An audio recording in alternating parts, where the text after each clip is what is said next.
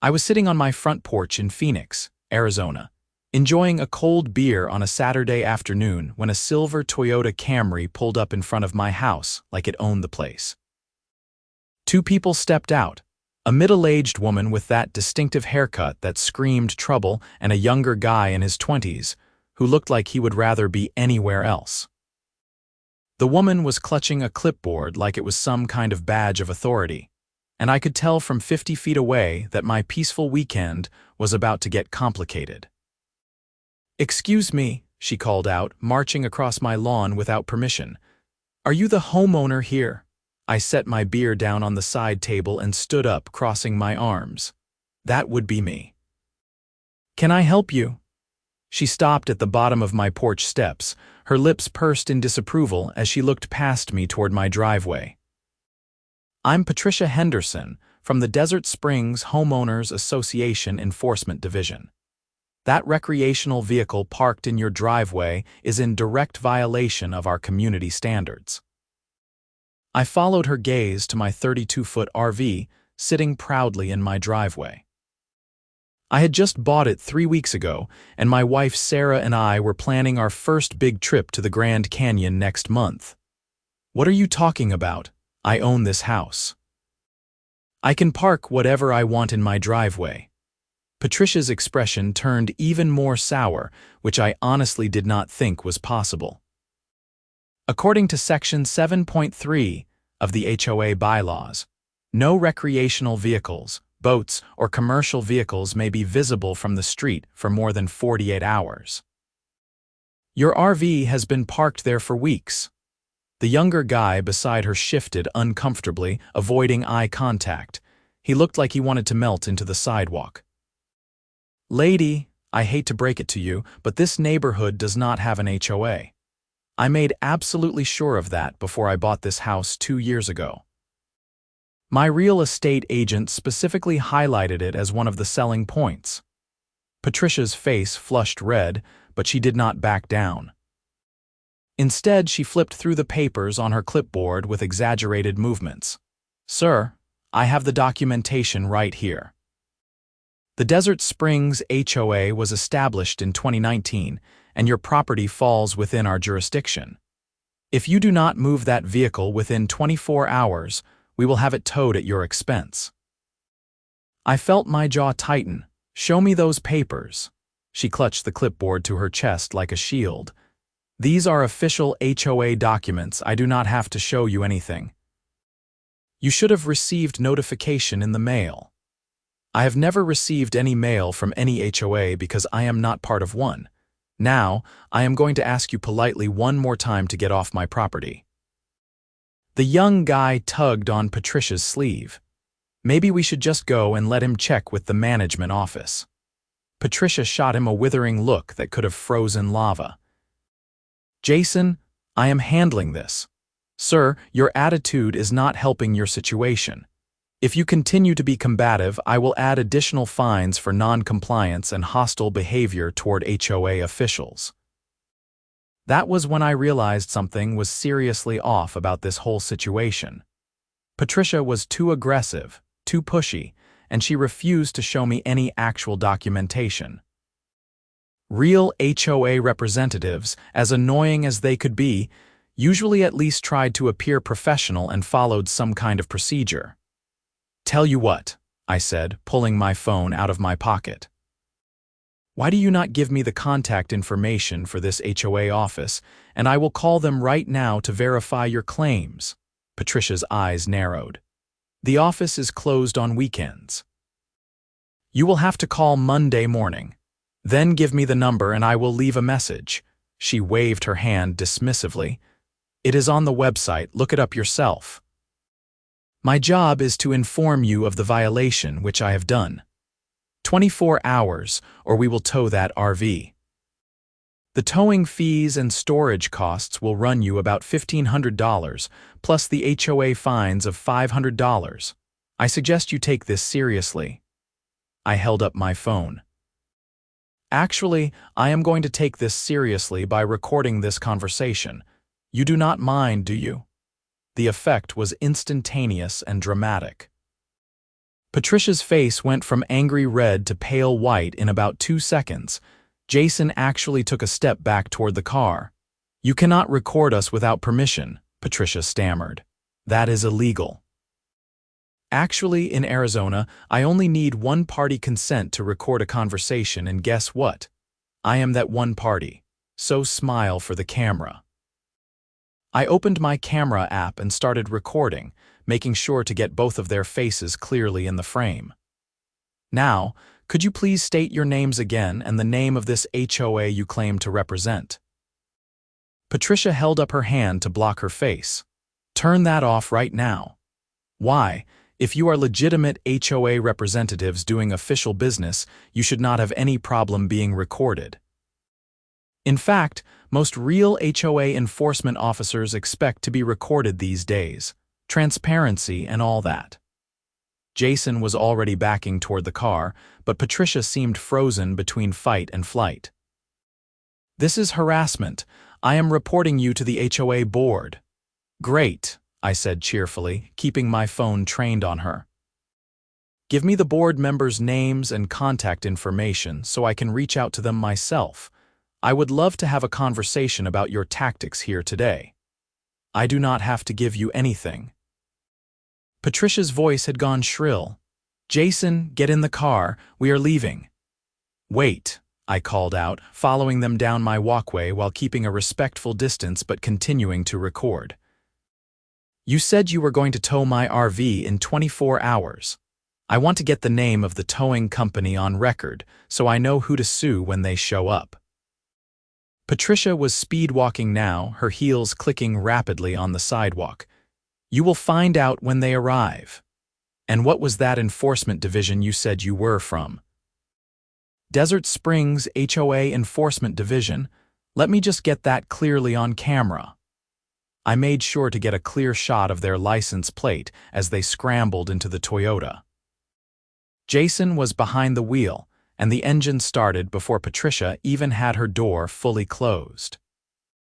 I watched as they pulled away from the curb with more speed than was strictly necessary for a residential street, the Camry's tires chirping slightly. I stopped recording and stood in the middle of the street for a moment, watching their car disappear around the corner. My heart was pounding with adrenaline, and my hands were slightly shaky. The whole encounter had lasted maybe 10 minutes, but it felt like an hour. My neighbor Tom was standing in his own driveway, having apparently witnessed the entire thing. He was a retired electrician in his 60s with a great sense of humor and zero tolerance for nonsense. "Hey Tom," I called out. "Have you ever heard of the Desert Springs HOA?" Tom walked across his lawn to meet me at the property line. "Son, there is no HOA in this neighborhood. That is why half of us bought here. Old Jerry 3 houses down has been parking his boat in his driveway for 15 years. If there was an HOA, they would have been all over him years ago." That is what I thought. Those people just tried to tell me they were going to tow my RV for HOA violations. Tom let out a low whistle. "Sounds like a scam." They probably target people with nice RVs, threaten them with towing and fines, and hope the homeowner pays up rather than dealing with the hassle. Did they ask for money? Not yet, but I bet that was coming. The woman said I had 24 hours before they would tow it, with $1,500 in towing fees plus $500 in HOA fines. $2,000 right there. Do that to 10 or 15 people a month, and you have got yourself a nice little criminal enterprise. Tom shook his head in disgust. You get their information. I got them on video, including their faces and license plate. The woman said her name was Patricia Henderson. Good, you should call the police and report this. If they are pulling this scam on you, they are probably hitting other people in the area too. I nodded, already pulling up the non-emergency police number on my phone. That is exactly what I am going to do. Thanks, Tom. Back on my porch, I called the Phoenix Police non-emergency line and explained the situation to the dispatcher. She took down all the information and said she would send an officer out to take a report. While I waited, I uploaded the video to my computer and made several backup copies. I also did a quick internet search for Desert Springs HOA Phoenix, Arizona, and came up with absolutely nothing. No website, no phone number, no registered entity with the state.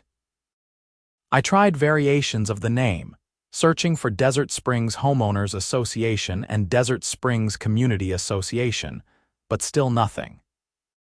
Out of curiosity, I also searched for Patricia Henderson and HOA enforcement, but that just brought up a bunch of unrelated results. Officer Martinez arrived about 40 minutes later. He was in his mid-30s, professional, and took notes while I explained what happened and showed him the video on my phone.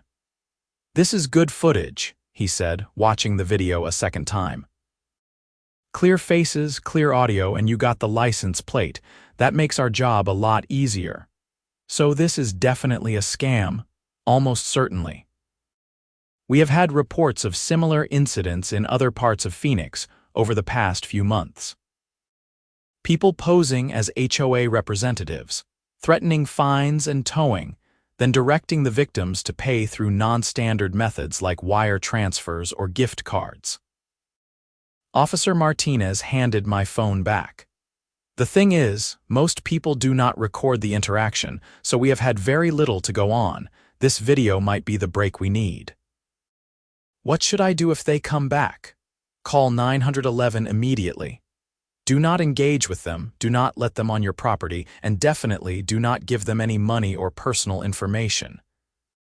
"Can you send me a copy of that video?" I emailed the video file to the address Officer Martinez provided, and he gave me a case number for my report. He also suggested I alert my other neighbors, especially anyone with an RV, boat, or other vehicle that might make them a target for this scam. After Officer Martinez left, I walked down the street and knocked on doors. Old Jerry with the boat was home, as were the Johnsons who had a travel trailer, and the Patel family who owned a small moving truck for their catering business. I showed them all the video and explained what had happened. Jerry was furious. "I have been here longer than anybody, and I can tell you for certain there has never been an HOA in this subdivision. The developer specifically advertised these lots as HOA-free back in the 90s. That was the whole appeal." Mrs. Johnson looked worried. "We just bought our trailer last year." "Do you think they will come after us?" "Maybe, but now you know what to look for. If anyone approaches you claiming to be from an HOA, ask to see official documentation, take pictures or video, and call the police immediately. Do not let them intimidate you. Mr. Patel was already typing on his phone. "I am posting about this in the neighborhood Facebook group. Everyone needs to know." When I got back home, Sarah was just pulling into the driveway in her Honda. She worked as a nurse and had been pulling a double shift at the hospital. She looked exhausted as she climbed out of the car. "Hey, babe," I said, walking over to help her with her bags. "You are not going to believe what happened today." Over dinner, I told her the whole story and showed her the video. Sarah watched with increasing concern, then anger. "They were going to steal our RV?" she asked, her voice rising. "We saved for 2 years to buy that thing. I do not know if they were actually going to steal it or if they just wanted to scare us into paying fake fines, but yeah, it was definitely a scam. The police are investigating now." Sarah stabbed at her chicken with more force than necessary. "This is insane. Can people just show up at your house and pretend to be officials?" "What is next, fake cops?" "Actually, impersonating a police officer is a serious crime. I am not sure what the penalties are for impersonating an HOA representative, but I imagine there are laws against fraud and extortion that would apply." "I hope they catch them," Sarah said. "People like that make me so angry. They prey on people who are just trying to follow the rules and avoid trouble." The next morning, Sunday, I was up early working on some projects in the garage when my phone rang. It was a number I did not recognize with a Phoenix area code. "Hello," "Is this the homeowner at 4287 Sage Drive?" a man's voice asked. He sounded official, almost scripted. "Who is calling?" "This is Michael Brennan from the Desert Springs HOA Collections Department. I am calling about your outstanding violations and to arrange payment before further action is taken." I felt a surge of excitement mixed with anger. "Really? And what violations are those?" "Sir, you were notified yesterday by our enforcement officer about the recreational vehicle parked on your property in violation of community standards. The 24-hour notice period expires this afternoon at 3 o'clock. If payment is not received by that time, we will proceed with towing and additional penalties." I grabbed a notepad and pen, starting to write down everything he said. "Okay, so let me make sure I understand. You want me to pay you money, right? How much?" "The current balance is $2,000. That includes the $500 violation fee and $1,500 in pre-authorized towing and storage fees." $2,000. "And how exactly am I supposed to pay this?" "We accept wire transfer, certified check, or you can purchase Target gift cards in the amount of $2,000 and provide us with the card numbers and PINs over the phone." There it was. The gift card request was a dead giveaway for a scam. No legitimate organization accepts gift cards as payment for anything. Target gift cards, that seems unusual. It is a new payment system we have implemented for efficiency and security purposes.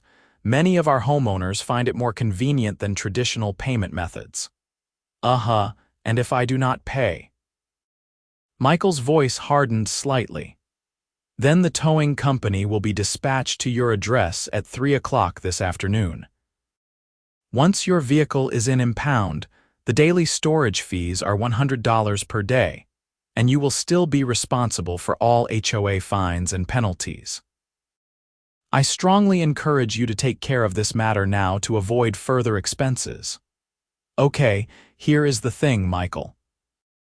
I recorded your colleague, Patricia Henderson, when she came to my house yesterday, and I filed a police report. The Phoenix police are currently investigating this as fraud and attempted extortion.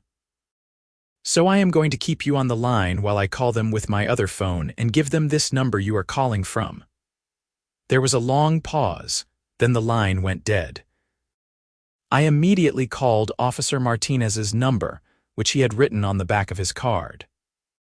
It went to voicemail, so I left a detailed message about the call, including the name Michael Brennan used and the phone number he had called from. I also sent a follow-up email with all the information. At 2:30 that afternoon, I positioned myself in a lawn chair in my driveway with a clear view of the street. I had my phone fully charged and ready to record, and I had told Tom and several other neighbors to keep an eye out for any tow trucks or suspicious vehicles. 3 o'clock came and went. No tow truck, no Patricia, no Jason, nothing. By 5 o'clock, I was confident they were not coming.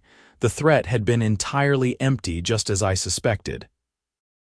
They were scammers who relied on intimidation and fear, and when confronted with someone who knew their rights and was not afraid to push back, they folded immediately. Monday morning, I called the Arizona Corporation Commission to see if there was any entity registered as Desert Springs HOA or anything similar. The representative I spoke with searched their database thoroughly and confirmed there was no such organization registered in Arizona.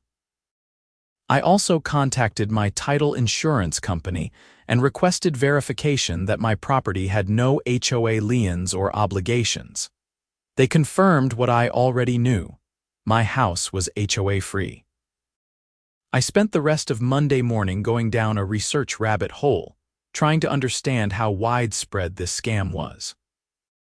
I found a few local news reports from other Arizona cities about similar schemes, and several online forums where people discussed encounters with fake HOA representatives. The tactics were always similar: aggressive confrontation, threats of immediate towing or fines, and pressure to pay quickly through non-traceable methods. What struck me was how many people had actually paid. In one forum thread, a woman described paying $800 in Target gift cards to someone claiming to be from her HOA, only to later discover the whole thing was fake. She had been too embarrassed to report it to the police and never got her money back. That afternoon, Officer Martinez called me back. "I wanted to update you on your case. We ran the license plate from the Toyota Camry in your video. The car is registered to a Jason Chen at an address in Temp. We sent officers to the address, but no one was home. We have also been trying to trace the phone number that called you Sunday morning, but it appears to be a spoofed number, probably routed through a VoIP service. What happens next? We have issued a warrant for Jason Chen's arrest on charges of fraud and attempted extortion. We are also looking for Patricia Henderson, but that may be an alias. We ran facial recognition on your video, but did not get any hits, which suggests she does not have a prior criminal record, at least not under that name. So they might get away with it. Not if we can help it. Your video and report have been incredibly valuable. We are coordinating with other departments across the Phoenix metro area who have had similar complaints. There is a good chance this is part of a larger operation, and your evidence might be the key to breaking the whole thing open." That was encouraging, at least. I thanked Officer Martinez and asked him to keep me updated. Over the next few days, life returned to normal. Sarah and I took the RV out for a test run to Lake Pleasant, making sure everything was working properly before our big Grand Canyon trip.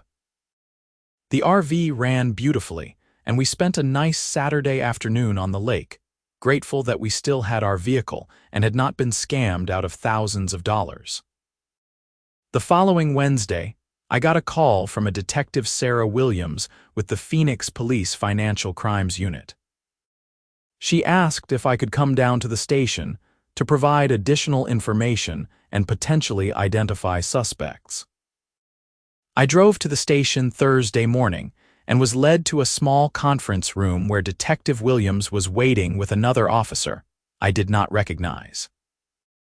"Thank you for coming in," Detective Williams said, shaking my hand. She was in her 40s with short gray hair and sharp, intelligent eyes.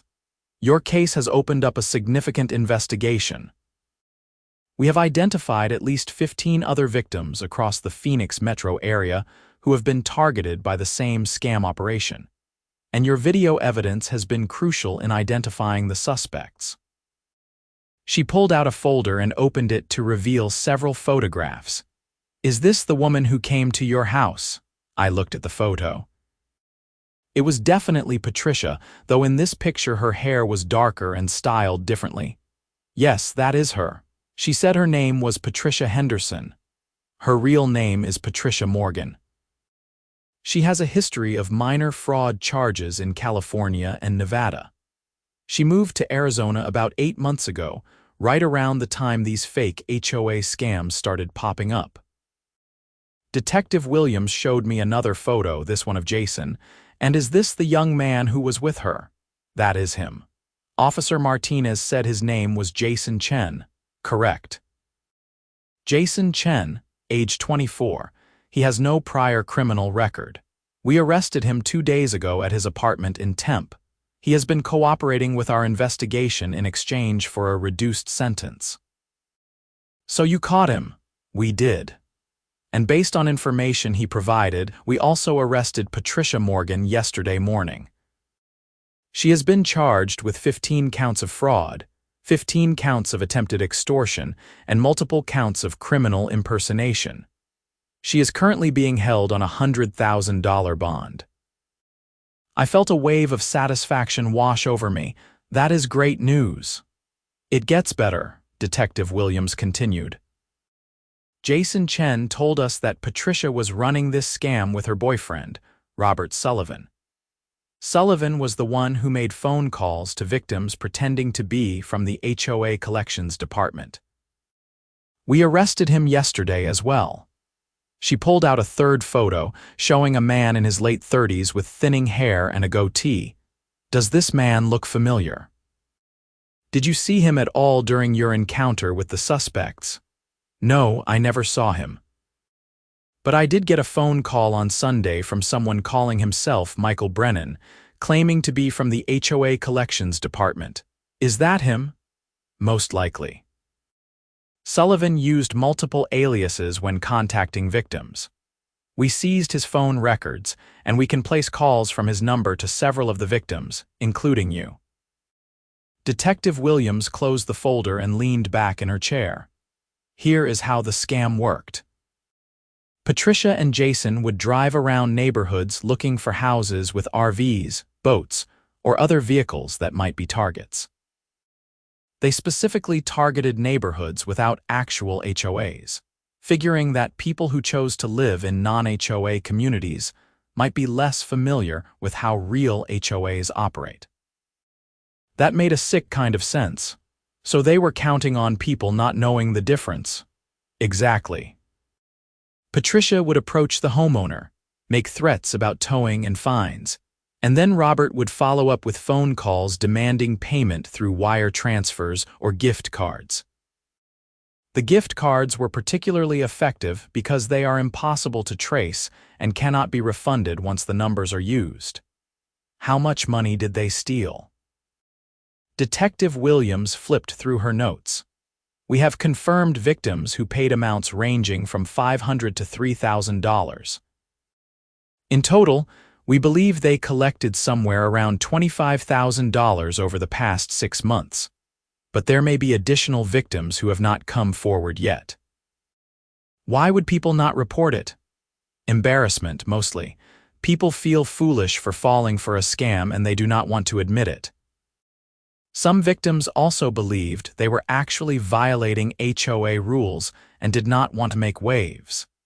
That is why your decision to record the encounter and immediately report it was so important. You did not let them intimidate you, and that made all the difference. The other officer, who had been silent up until now, spoke up. We would like to use your video as part of a public awareness campaign. With your permission, we would like to share it with local news stations and post it on the police department's social media accounts. Obviously, we would blur out your address and any personal information. Absolutely, I said without hesitation. If it helps warn other people and prevents them from being scammed, please use it however you need to. Detective Williams smiled. We appreciate that. We will also need you to testify when this case goes to trial, assuming it goes that far. Patricia Morgan is looking at serious prison time given the number of charges and the total amount of money involved. Her attorney might try to negotiate a plea deal, but the district attorney's office wants to make an example of this case. I will testify, just let me know when and where. I left the police station feeling a mix of emotions. I was relieved that the scammers had been caught, satisfied that justice was being served, and angry on behalf of all the victims who had been taken advantage of. $25,000 might not sound like a huge amount in the grand scheme of things, but to individual families, that kind of money could be devastating. That evening, I told Sarah about my meeting with Detective Williams. She was thrilled that the scammers had been arrested and proud that my video evidence had played such a crucial role. You should post about this online, she suggested. Share your experience so other people know what to look for. I thought about it for a moment, then opened my laptop and started typing. I wrote a detailed account of what had happened, including screenshots from the video and general tips for avoiding similar scams. I posted it on our neighborhood Facebook group, the Nextdoor app, and even on Reddit in several relevant communities. The response was overwhelming. Within hours, I had hundreds of comments and messages. Some people shared their own experiences with similar scams. Others thanked me for raising awareness, and several local news organizations reached out asking for interviews. I agreed to do an interview with a reporter from a local news station, figuring the more publicity this got, the better. The interview was scheduled for Friday afternoon at my house. The reporter, a young woman named Ashley Chen, arrived with a cameraman right on time. She was professional and well-prepared, having already reviewed the police reports and my video. "Can you walk me through what happened that Saturday afternoon?" she asked, once the camera was rolling. I explained the entire encounter, from the moment Patricia and Jason pulled up to the moment they sped away after I started recording. Ashley asked good questions, and I made sure to emphasize the key warning signs. The refusal to show documentation, the aggressive tactics, the demand for immediate payment, and especially the request for gift cards. "What would you say to homeowners who might find themselves in a similar situation?" Ashley asked. "First, know your rights. If you are not sure whether your property is part of an HOA, check your closing documents or call your title insurance company. Second, legitimate organizations will always provide proper documentation and give you time to verify their claims. Third, never pay anyone who shows up at your door demanding immediate payment, especially if they want gift cards or wire transfers. And finally, record everything. In Arizona, you have the legal right to record conversations as long as you are part of them. Your phone camera is one of the best tools you have to protect yourself." The interview lasted about 20 minutes, and Ashley said it would air on the evening news that night. True to her word, the segment ran at 6 o'clock. Sarah and I watched it together, and I was pleased with how it turned out. The video I had recorded was included, with my address and some personal details blurred out, and the segment ended with a warning from the Phoenix police about the scam. After the segment aired, my phone started buzzing with texts and calls from friends and family who had seen it. My brother in Tucson sent me a text that just said, "You are famous," with a bunch of laughing emojis. My mom called to make sure I was okay and to tell me how proud she was that I had stood up to the scammers. The news coverage seemed to open the floodgates. Over the next few days, Detective Williams contacted me twice to let me know that additional victims had come forward after seeing the news story. Some had paid the scammers and were now providing evidence to build the case against Patricia, Jason, and Robert. Others had been approached but had not paid, and their descriptions of the encounters matched mine exactly. One victim, an elderly man named Harold Thompson, had paid $3,000 in gift cards after Patricia and Robert pressured him for nearly a week. Harold had been terrified that his beloved motorhome would be towed, and he would lose his ability to visit his grandchildren in California. When he saw my story on the news, he finally realized he had been scammed and came forward. Detective Williams said Harold would likely never recover his money since the gift cards had been cashed out immediately, but at least he now had closure and knew he was not alone. Hearing stories like Harold's made me even more determined to see this case through. These were not just abstract criminals committing abstract crimes. They were predatory people who deliberately targeted homeowners, often elderly or vulnerable ones, and stole their hard-earned money through fear and deception. About 2 weeks after my interview aired, I received a letter from the Maricopa County Attorney's Office. Patricia Morgan's case was moving forward, and I was officially being called as a witness for the prosecution. The letter included a date for a preliminary hearing and contact information for the assistant district attorney handling the case. I called the number and spoke with Ada Jennifer Martinez, no relation to Officer Martinez. She thanked me for my cooperation and explained what to expect at the hearing. Patricia Morgan's defense attorney is trying to get the charges reduced, Jennifer explained. They are arguing that this was not a serious crime because most of the victims were not actually harmed, since many of them did not pay. But that is like saying attempted robbery is not a crime because the robber did not actually get away with anything, I protested. Exactly, and that is the argument I am going to make. The fact that you and others refuse to be intimidated does not make Patricia Morgan any less guilty of attempting to extort money through fraud.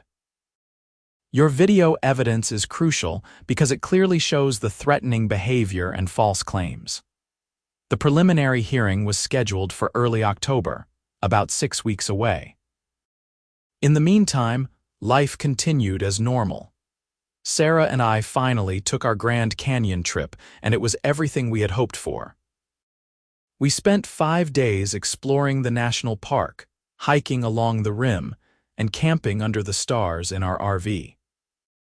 Every time I looked at that beautiful vehicle, I was grateful that I had not let Patricia Morgan and her accomplices steal it or scam us out of thousands of dollars. When October arrived, I took a day off work and drove to the courthouse downtown. Sarah came with me for moral support, and we met Ada Martinez in the hallway outside the courtroom. "Thank you for being here," Jennifer said, shaking our hands. "I want you to be prepared that you might not actually testify today. This is just a preliminary hearing to determine if there is enough evidence to proceed to trial. But I want you available in case the defense challenges the video evidence or your account of what happened." We entered the courtroom and took seats in the gallery. I had never been in a courtroom before except for jury duty, and I was struck by how formal and serious everything felt. The judge's bench loomed at the front of the room, and an American flag and Arizona state flag flanked the walls. A few minutes later, a side door opened and Patricia Morgan was led in by a bailiff. She was wearing an orange jail jumpsuit and looked significantly different from the aggressive, clipboard-wielding woman who had confronted me in my driveway. Her hair was unwashed and pulled back in a messy ponytail, and she looked tired and defeated. Our eyes met for a brief moment, and I saw a flicker of recognition cross her face. She quickly looked away, her shoulders hunching forward. The judge, a stern-looking woman in her 60s named Judge Catherine Reynolds, entered and everyone stood. The bailiff called the court to order, and the hearing began. Ada Martinez presented the state's case, outlining the 15 counts of fraud, 15 counts of attempted extortion, and multiple counts of criminal impersonation. She described the systematic nature of the scam, the multiple victims, and the total amount of money stolen. She also played my video on a large screen in the courtroom, and I watched as Patricia's confrontation with me played out for everyone to see. It was surreal watching it in that context. On my phone and computer, it had felt like evidence, proof of wrongdoing. But on that big screen in a silent courtroom, it felt more powerful somehow. You could see Patricia's aggression, hear the threats in her voice, and witness the moment when she panicked and fled after I started recording. Patricia's defense attorney, a middle-aged man in an expensive suit, argued that the charges were overblown. He claimed that Patricia had made an honest mistake, believing that the neighborhoods she visited actually had HOA agreements. He characterized her actions as misguided rather than criminal, and suggested that probation and restitution would be more appropriate than prison time. Judge Reynolds was not buying it. "Counselor, your client represented herself as an official HOA enforcement officer, threatened multiple homeowners with towing and fines, and then attempted to collect money through fraudulent means. This was not an honest mistake. This was a deliberate, systematic scheme to defraud innocent people." The defense attorney tried to argue further, but Judge Reynolds cut him off. "I have reviewed the evidence, and I find that there is more than sufficient cause to proceed to trial on all counts. The defendant will remain in custody pending trial, with bail set at $100,000. The gavel came down, and just like that, the hearing was over. Patricia was led back out of the courtroom, and I felt a sense of relief wash over me. This was really happening. She was going to face real consequences for her actions. Outside the courthouse, Ada Martinez thanked me again for coming. That went about as well as we could have hoped. The judge clearly sees this for what it is, and she is not inclined to go easy on the defendants. What about the other two, Jason Chen and Robert Sullivan? Jason is cooperating with the prosecution and will likely receive a reduced sentence in exchange for his testimony against Patricia and Robert. Robert's case is on a similar timeline to Patricia's. His preliminary hearing is next week, but I expect it will go the same way. When will the actual trial be? Probably not until early next year. These things take time, especially with multiple defendants and victims, but I will keep you updated. Sarah and I drove home feeling satisfied. Justice was slow, but it was happening. The weeks turned into months, and life moved forward. The holidays came and went, and Sarah and I hosted Thanksgiving at our house with my parents and her sister's family. We spent Christmas in the RV, parked at a campground in Sedona, surrounded by beautiful red rocks and clear winter skies. In January, I received notice that Patricia Morgan had rejected a plea deal and was going to trial. The trial was scheduled for early March, almost exactly 1 year after she had shown up at my house. Ada Martinez called me to prepare for my testimony. We met at her office, and she walked me through the questions she would ask and what to expect from the defense's cross-examination. "They are going to try to make you look overly aggressive or paranoid," Jennifer warned. "They will ask why you immediately started recording, whether you felt physically threatened, and why you did not just move your RV to avoid conflict." "Because I should not have to," I said firmly. "It is my property and there is no HOA. I was not doing anything wrong." That is exactly the attitude you need to maintain on the stand. You are the victim here, not the aggressor. Remember that. The trial began on a cold Monday morning in early March. The courtroom was more crowded this time, with several other victims and their families in attendance, as well as a few reporters and curious onlookers. The prosecution's case took 3 days to present. Ada Martinez called victim after victim to the stand, each telling their story of being approached by Patricia, threatened with towing and fines, and in many cases, pressured into paying money they could not afford to lose. Harold Thompson, the elderly man with the motorhome, testified with tears in his eyes about how frightened he had been and how ashamed he felt for falling for the scam. Robert Sullivan's phone records were entered into evidence, showing the pattern of threatening calls to victims immediately after Patricia's visits. Financial records showed where the gift card money had been spent, mostly on everyday purchases and cash withdrawals. On the third day, it was my turn to testify. I was nervous as I walked to the witness stand and was sworn in, but once Ada Martinez started asking questions, I fell into a rhythm. I described exactly what had happened that Saturday afternoon, how Patricia had refused to provide documentation, made threats about towing, and fled when I started recording. My video was played for the jury, and I watched their faces as they saw Patricia's behavior. Several jurors were shaking their heads, and one older woman looked genuinely angry.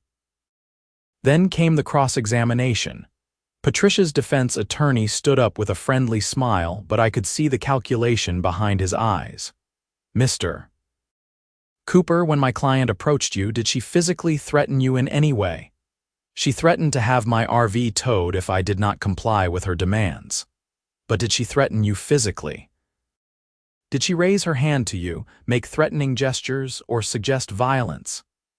"No, but she was trespassing on my property and making false claims about being from an HOA."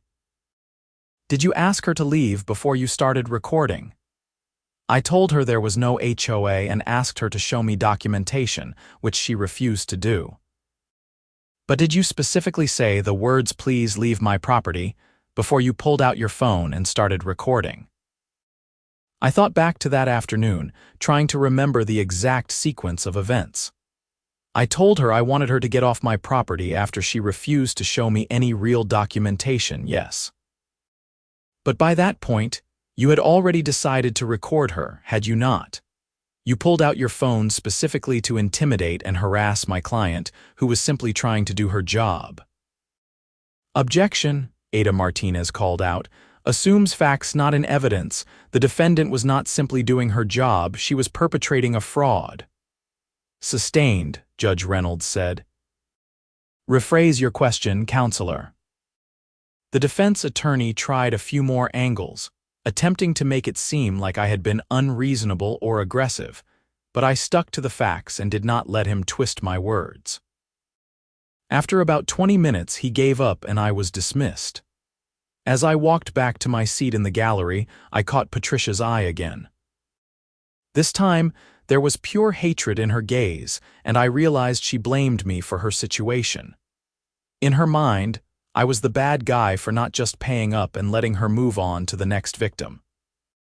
The defense's case was weak and brief. Patricia did not testify, which Jennifer told me was a smart move on her attorney's part, since she had no credible explanation for her actions. The defense called a single witness, a character witness who testified that Patricia was a good mother to her 2 teenage children and had fallen on hard times after a divorce. It was a sympathy play, pure and simple, and from the jury's expressions, it was not working. Closing arguments happened on a Thursday afternoon. Ada Martinez was passionate and thorough, reminding the jury of all the evidence, all the victims, and all the lies Patricia had told. The defense attorney made one last attempt to portray Patricia as a desperate woman who had made bad choices, but did not deserve to go to prison. The jury deliberated for less than 3 hours. When they returned with a verdict, the courtroom went silent. On the count of fraud in the first degree, how does the jury find? Guilty. On the count of attempted extortion, how does the jury find? Guilty. Count after count, the verdict was the same, guilty on all charges. I felt Sarah squeeze my hand as the verdicts were read. Across the courtroom, I saw Harold Thompson wipe tears from his eyes, and another victim, a single mother who had paid $1,500 she could not afford, put her face in her hands and sobbed with relief. Patricia Morgan showed no emotion as the verdicts were read. She sat perfectly still, staring straight ahead, as her attorney put a hand on her shoulder. Judge Reynolds thanked the jury for their service and scheduled a sentencing hearing for 6 weeks later. Patricia was led out of the courtroom in handcuffs, and this time she did not look back. Outside the courthouse, Ada Martinez was surrounded by reporters asking about the verdict. She gave a brief statement praising the jury and the victims who had come forward, and specifically mentioned the importance of my video evidence in securing the conviction.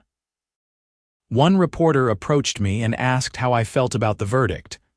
I feel like justice was served, I said simply. Patricia Morgan and her accomplices preyed on innocent people, and now they are being held accountable. I hope this sends a message that these kinds of scams will not be tolerated. The sentencing hearing in April was much quicker than the trial. Judge Reynolds heard from several victims who wanted to make impact statements, including Harold Thompson and the single mother whose name I learned was Maria Gonzalez. Maria's statement was particularly powerful. She described how she had worked 2 jobs to save up for a small travel trailer so she could take her 2 kids camping on weekends. When Patricia approached her and threatened to have it towed, Maria had panicked and drained her savings to pay the fake fines. She had spent months not knowing where her next meal would come from, all because Patricia Morgan was a thief and a liar. When it was time for sentencing, Judge Reynolds did not mince words. Miss Morgan, you engaged in a calculated, systematic scheme to defraud innocent homeowners. You preyed on their fear and their desire to follow the rules. You stole money from families who could not afford to lose it. You showed no remorse then, and you have shown no remorse throughout this trial. Judge Reynolds sentenced Patricia Morgan to 8 years in state prison, with the possibility of parole after serving 5 years. She also ordered restitution to all victims in the full amount they had paid, plus interest. Robert Sullivan, who was tried separately, received a similar sentence. Jason Chen, who had cooperated with prosecutors, received 2 years of probation and community service. Walking out of the courthouse that final time, I felt a sense of closure. It had been a long journey from that Saturday afternoon in my driveway to this moment, but it had been worth it. Sarah and I celebrated that evening with dinner at our favorite Mexican restaurant in Phoenix. Over margaritas and enchiladas, we toasted to justice, to standing up for yourself, and to the importance of recording everything. "You know what I have been thinking about," Sarah said, dipping a chip in salsa. "If you had not recorded that video, Patricia might still be out there scamming people. She would have moved on from our house to someone else, and someone else after that. I was just doing what seemed right in the moment. I did not know it would turn into this whole thing." But that is exactly the point. You trusted your instincts. When something felt wrong, you did not just go along with it. You questioned it, you documented it, and you reported it. Most people would not have done that. I thought about all the victims I had met throughout this process. Many of them were good, honest people who just wanted to avoid trouble. They had been raised to respect authority and follow the rules, and Patricia had exploited those instincts ruthlessly. "I guess I am just stubborn," I said with a smile. "No, you are just smart. And brave." Over the following months, several of the victims received restitution checks from the state. The amounts were not huge, since Patricia and Robert had already spent most of the money they stole, but it was something. Harold got back about $800 of the $3,000 he had paid, and Maria received around $600 of her $1,500. I was invited to speak at a community meeting about fraud prevention, and I shared my story with a room full of elderly residents at a senior center. I showed them the video, explained the warning signs, and emphasized the importance of knowing your rights and not being afraid to question authority. After my presentation, an elderly woman approached me with tears in her eyes. "Thank you for doing this," she said. "My husband and I were approached by people claiming to be from code enforcement last year. They said our fence was illegal and we had to pay a fine, or they would report us to the city. We paid them $400, and I have regretted it every day since. I wish I had known to record them like you did." Stories like hers reminded me that while we had caught Patricia's group, there were undoubtedly other scammers out there running similar schemes. Fraud is a constant battle, and the best defense is education and awareness. As summer approached, Sarah and I started planning our next RV adventure. This time, we were thinking about exploring southern Utah, visiting places like Zion National Park and Bryce Canyon. Every time I looked at our RV sitting safely in the driveway, I felt grateful for how things had turned out. The neighborhood remained quiet and HOA-free, just the way we liked it. Tom still had his boat in his driveway. Jerry kept parking his trailer wherever he pleased, and the Patel family's catering truck continued to sit proudly in front of their house. One Saturday afternoon, about a year after the whole ordeal began, I was washing the RV in my driveway when a young couple walking by stopped to admire it. "That is a beautiful RV," the man said. "We have been thinking about getting one." "Thanks," I replied, spraying soap off the side panel. "We love it. Best purchase we ever made." "Do you live in this neighborhood?" the woman asked. "We are actually looking at houses around here." "Yep, been here about 3 years now. It is a great area. No HOA, friendly neighbors, and plenty of parking for toys like this." Their faces lit up. "No HOA. That is exactly what we are looking for." I smiled, thinking about how different this conversation was from the one I had with Patricia Morgan. "Yep, no HOA." And if anyone ever tells you otherwise, ask for documentation, record everything, and call the police. They looked confused, so I gave them the short version of what had happened. By the end, they were shaking their heads in disbelief. "That is crazy," the man said, "but I am glad you caught them." "Me too. Anyway, if you end up moving to the neighborhood, welcome. We have block parties a couple times a year and everyone is pretty laid back." They thanked me and continued their walk, and I went back to washing my RV. The sun was shining, the weather was perfect, and life was good. That evening, as Sarah and I sat on the porch watching the sunset, I reflected on everything that had happened over the past year. It had started with a simple confrontation over a fake HOA violation, and had turned into a criminal trial that put scammers behind bars and helped protect countless potential future victims. "Do you ever wonder what would have happened if you had not recorded that video?" Sarah asked, reading my mind as she often did. "Sometimes. I think Patricia would have kept harassing us, and eventually we might have moved the RV just to avoid the hassle. Or maybe we would have figured it out eventually and reported it, but without video evidence it would have been harder to prove. I am glad you recorded it. I am glad you stood up to them. And I am really glad we still have our RV. Me too, babe, me too." As darkness fell and the stars came out, I thought about all the lessons I had learned, the importance of knowing your rights, the power of documentation, the value of trusting your instincts when something feels wrong, and most importantly, the impact one person can have when they decide to stand up against injustice rather than just going along with it. Patricia Morgan was in prison. Robert Sullivan was in prison. Jason Chen was serving probation and hopefully learning from his mistakes. The victims had received at least some justice and closure. And homeowners across Phoenix were now more aware of these scams and better prepared to protect themselves. It was not a perfect ending, but it was a good one. And sometimes that is all you can ask for. The RV sat in my driveway, ready for our next adventure. No HOA could tell me otherwise.